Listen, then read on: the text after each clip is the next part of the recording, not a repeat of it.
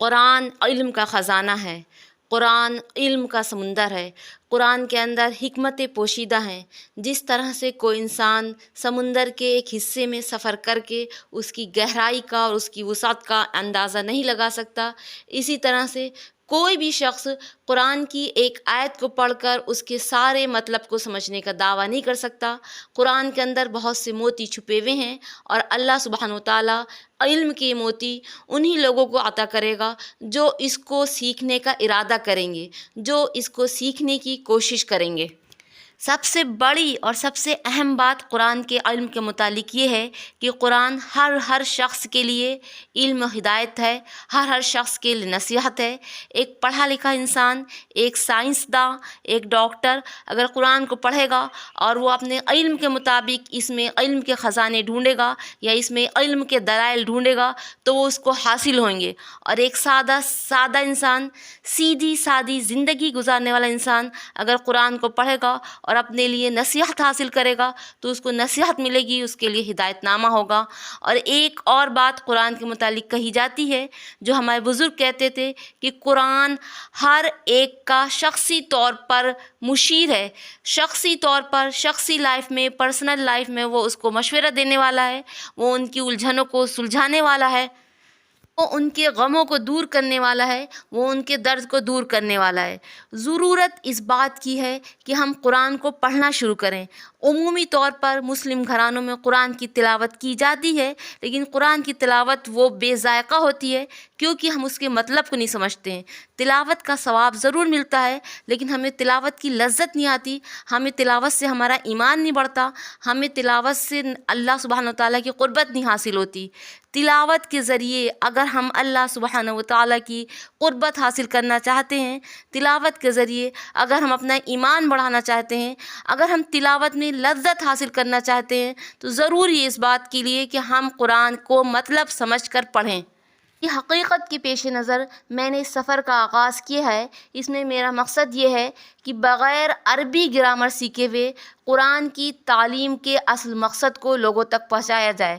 قرآن کے نزول کا مقصد، قرآن کا مزاج، قرآن ہم سے کیا چاہتا ہے، قرآن ہم سے کیا کہتا ہے، اس پیغام کو عام کیا جائے بغیر عربی گرامر سیکھے ہوئے۔ لہٰذا ہمیں امید ہے کہ آپ لوگ اس کو سنیں گے اور میرا ساتھ دیں گے۔ آئیے آپ اپنی ویڈیو کی طرف چلتے ہیں اور قرآن کی آیت پر ایک نظر ڈالتے ہیں۔ اعوذ باللہ من الشیطان الرجیم، بسم اللہ الرحمن الرحیم۔ کلا سیعلمون ثم کلا سیعلمون۔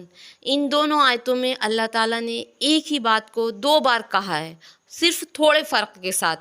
پہلے اللہ سبحانہ وتعالیٰ نے فرمایا کلا سیعلمون، ہرگز نہیں، یقیناً تم ان قریب جان لوگے۔ پھر اللہ سبحانہ وتعالیٰ نے فرمایا ثم کلا سیعلمون، پھر تم جان لوگے۔ صرف ایک ثم کا فرق ہے، تو ہمیں غور اس بات پہ کرنا ہے کہ ثم کا مطلب کیا ہے اور ثم کیوں آیا ہے۔ ثم کا مطلب ہے پھر، ثم تاخیر کے لیے استعمال ہوتا ہے۔ یہاں پر اللہ سبحانہ وتعالیٰ نے مرنے کے بعد کے دو مرحلوں کو بیان کیا ہے کہ انسان کو مرنے کے بعد دو مرحلوں سے گزرنا پڑے گا۔ جب وہ اس کنڈیشن کو، اس سچویشن کو، اس حالت کو دیکھیں گے تو ان کے سامنے حقیقت کھل جائے گی۔ پہلی حالت کو دیکھیں گے تو حقیقت کھلے گی، پھر بعد والی حالت کو دیکھیں گے تو حقیقت کھلے گی۔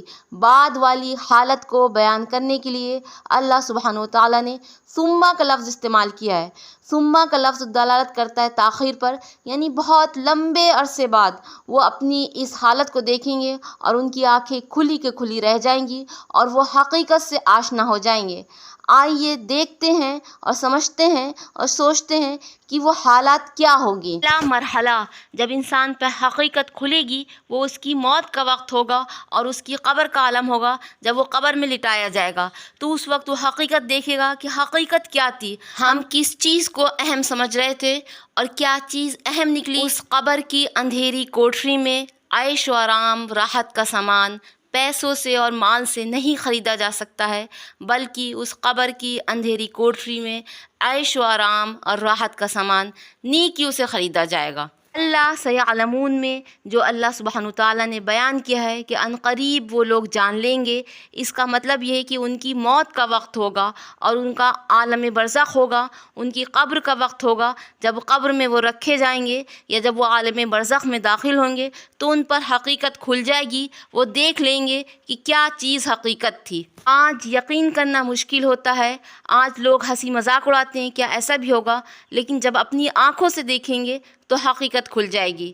پھر اللہ تعالیٰ نے فرمایا ثم کلا سیعلمون، ثم پھر تم حقیقت جان لو گے۔ تو یہاں پر دوسرے مرحلے کا بیان ہے، ایک مرحلہ تو قبر کا ہوگا، دوسرا مرحلہ حشر کا ہوگا۔ اس وقت جب انسان اللہ سبحانہ وتعالیٰ کے سامنے کھڑا ہوگا، حشر نشر قائم ہوگا اور اس کو کیے ہوئے کا حساب دینا ہوگا۔ انسان حیرت کے عالم میں ہوگا اور وہ بے یار و مددگار ہوگا، ایک نیکیوں کا سہارا ہوگا، دوسرے اللہ کا رحم کا سہارا ہوگا۔ تو اس مرحلے کا اس صورت میں بیان کیا گیا ہے۔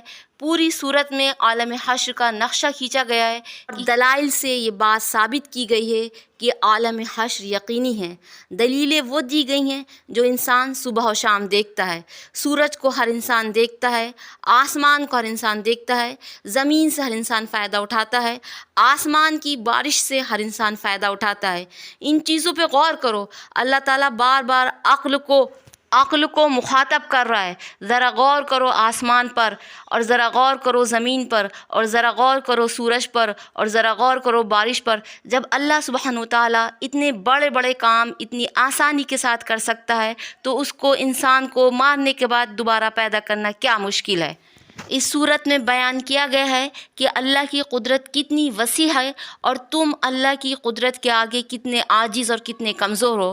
ایک آسمان اللہ سبحانہ وتعالیٰ نے بنایا جو اتنا چوڑا اتنا وسیع ہے، اور ایک چھت تم بناتے ہو، اور ایک سورج اللہ سبحانہ وتعالیٰ نے بنایا، اور ایک بلب تم نے بنایا، پہاڑ اللہ سبحانہ وتعالیٰ نے بنایا، اور تم بھی زمین میں جب سفر کرتے ہو تو خیمے گاڑتے ہو، لیکن تمہارے خیمے کتنے کمزور رہتے ہیں، جب ہوا چلتی ہے تو وہ خیمے اکھڑ جاتے ہیں، لیکن اللہ سبحانہ وتعالیٰ کے پہاڑ کھڑے رہتے ہیں۔ لیکن ایک دن ایسا آئے گا جس طرح سے تم اپنے خیموں کو لپیٹ لیتے ہو، اسی طرح سے اللہ تعالیٰ ان پہاڑوں کو بھی لپیٹ دے گا، اور پہاڑ بھی ہوا میں روئی کے گالوں کے مانند اڑنے لگیں گے۔ قرآن کے اولین مخاطب قریش مکہ تھے۔ قریش مکہ عرب میں رہتے تھے، اور عرب ایک ریگستان تھا، اور اس ریگستان کی زمین کا اللہ سبحانہ وتعالیٰ نے نقشہ کھینچا ہے۔ ایک مسافر جب سفر کرتا ہے تو اس کے سامنے بہت کھلی ہوئی اور چوڑی زمین ہوتی ہے، اور اس کے سامنے آسمان ہوتا ہے، اور اس کے پیچھے پہاڑ ہوتے ہیں۔ تو اللہ سبحانہ وتعالیٰ نے اس کا نقشہ کھینچا ہے، اور اس کے نقشے کو کھینچ کر اس کو یاد دلایا ہے کہ تم اس پہ غور کرو اور اپنی زندگی پہ غور کرو اور اس کے خاتمے پہ غور۔ ایک لمحے اللہ کی قدرت میں اور اللہ کی خلقت میں غور کرنا 1000 برس کی عبادت سے بہتر ہے۔ لہٰذا اللہ سبحانہ وتعالیٰ دعوت دے رہا ہے کہ تم ہر چیز کو عبرت کی نگاہ سے دیکھا کرو، ہر چیز کو غور سے دیکھا کرو، ہر ہونے والے حادثے کو، ہر صبح کو، ہر شام کو قرآن کے مجاز کے مطابق دیکھا کرو، قرآن کے مجاز کے مطابق سوچا کرو، قرآن کی نصیحت کے مطابق سوچا کرو۔ تم پورے کے پورے قرآن کے سانچے میں ڈھل جاؤ، تمہاری صبح و شام غور و فکر سے ہو، تم اپنے انجام پہ غور کرو۔ آگے اللہ سبحانہ وتعالیٰ نے بیان کیا ہے کہ میری ان دلیلوں کو سننے کے بعد جو ایمان نہ لائے تو اس کے لیے اللہ سبحانہ وتعالیٰ نے سزا بیان کی ہے۔ للطاغین مآبا، سرکشوں کے لیے ٹھکانہ ہے، یعنی جہنم ٹھکانہ ہوگی، اور ان کی سزا یہ ہوگی لابثین فیہا احقابا، وہ اس میں مدتوں تک رہیں گے، ایک لمبے زمانے تک رہیں گے، ایک طویل عرصے تک رہیں گے۔ اللہ سبحانہ وتعالیٰ کے ہاں ایک دن 50,000 سال کا ہوتا ہے۔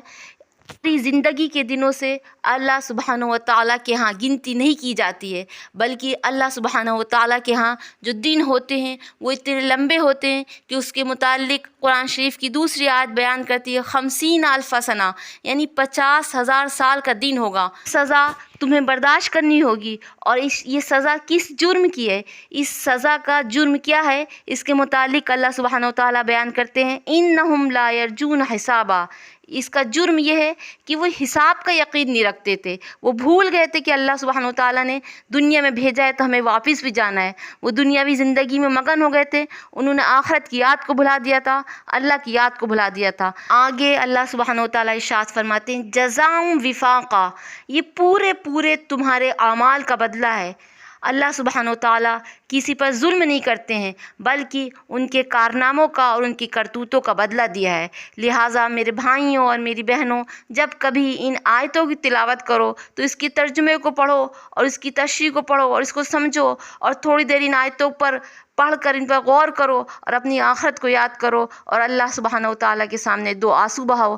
اللہ سبحانہ وتعالیٰ کو آنسو کا وہ قطرہ بہت پسند ہے جو اللہ کے خوف میں نکلے۔ جو حدیث شریف میں آتا ہے کہ جو شخص تنہائی میں اللہ کو یاد کرے اور پھر اس کی آنکھوں سے آنسو نکل آئیں اللہ کے خوف سے اور اللہ کی یاد سے، تو اللہ سبحانہ وتعالیٰ اس کو حشر کے سائے میں اپنا سایہ نصیب فرمائیں گے۔ جب کبھی بھی تلاوت کے لیے کلام پاک اٹھاؤ اور ان آیتوں کو پڑھو تو اس وقت حشر کے عالم کو یاد کرو اور اللہ سبحانہ وتعالیٰ سے اس کے عذاب سے اور اس کی سختیوں سے پناہ مانگو۔ وما علینا الا البلاغ۔ والسلام علیکم ورحمۃ اللہ وبرکاتہ۔